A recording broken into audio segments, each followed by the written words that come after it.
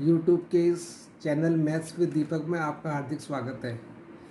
ये चैनल उन स्टूडेंट्स के लिए समर्पित है जो अभी तक ऑनलाइन स्टडी का भाग नहीं बन पाए। उन्हीं को ध्यान में रखते हुए इस चैनल को एस्टेब्लिश करने की कोशिश की गई है।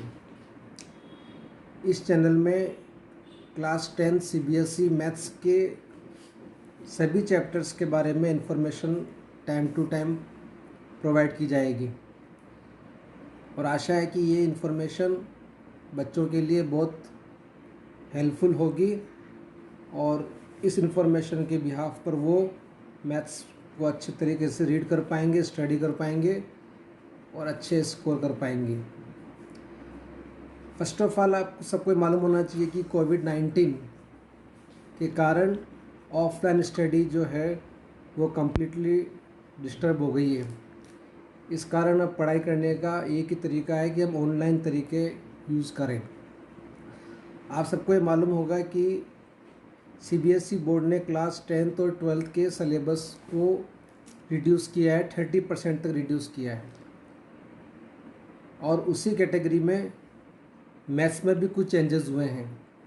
हालांकि बहुत ज़्यादा चेंजेस नहीं हैं, टॉपिक रखे गए हैं, पर उनके अंदर कुछ सिग्निफिकेंट चेंज उन्होंने किए हैं। क्या क्या चेंज हुए हैं उसको समझने से पहले सबसे पहले हम ये समझ लें कि हमारी मैथ्स की जो बुक है उसमें जो चैप्टर्स हैं उनका क्या क्या कंपोजिशन है, वो किन किन ब्रांच से जो हैं रिलेटेड हैं। मैथ्स की इस प्रेजेंट बुक के अंदर arithmetic, algebra, coordinate geometry, trigonometry, geometry, mensuration सभी का पार्टिसिपेशन है, लेकिन मेजर पोर्शन जो है वो अलजेब्रा से है। अब यदि हम इन चैप्टर्स को अलग अलग ब्रांच में डिवाइड करें तो इसको इस प्रकार कर सकते हैं।